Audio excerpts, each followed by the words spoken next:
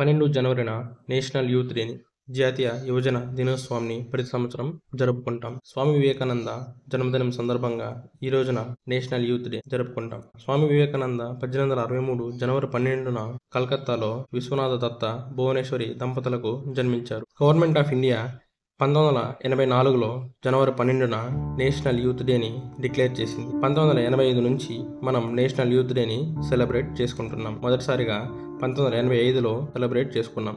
వివేకానంద నిజమైన కర్మయోగి. ఈ దేశ యువతపై పూర్తి విశ్వాసం కలిగి ఉన్నాడు.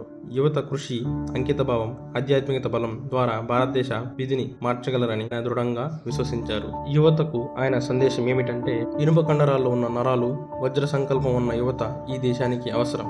లేవండి, మేల్కోండి, గమ్యం చేరే వరకు విశ్రమించకండి. మిమ్ములని బలవంతులుగా చేసే ప్రతి ఆశయాన్ని స్వీకరించండి. బలహీనపరిచే ప్రతి ఆలోచనను తిరస్కరించండి. ప్రతిరోజు ఒక్కసారైనా మీతో మీరు మాట్లాడుకోండి.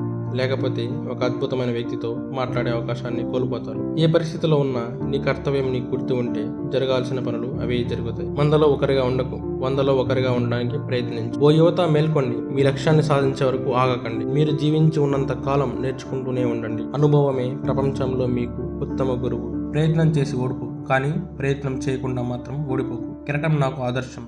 లేచి పడుతున్నందుకు కాదు, పడినా లేస్తున్నందుకు. ఆరంభం అతి స్వల్పంగా ఉందని నిరాశపడవద్దు. ఘనమైన ఫలితాలు క్రమంగా సమకూడతాయి. సాహసాన్ని ప్రదర్శించండి. ప్రపంచం బలవంతులకు మాత్రమే సహాయపడుతుంది. గమ్యం చేరే వరకు ఆగవద్దు, జాగృతులు కండి. ఇలాంటి ఎన్నో గొప్ప సూక్తులతో ఇప్పటికీ ఎంతో మంది యువతికి స్ఫూర్తినిస్తూనే ఉన్నారు. నేడు ఆయన జయంతి సందర్భంగా భారతీయులు ఆయన్ను మరోసారి స్మరించుకుంటున్నారు.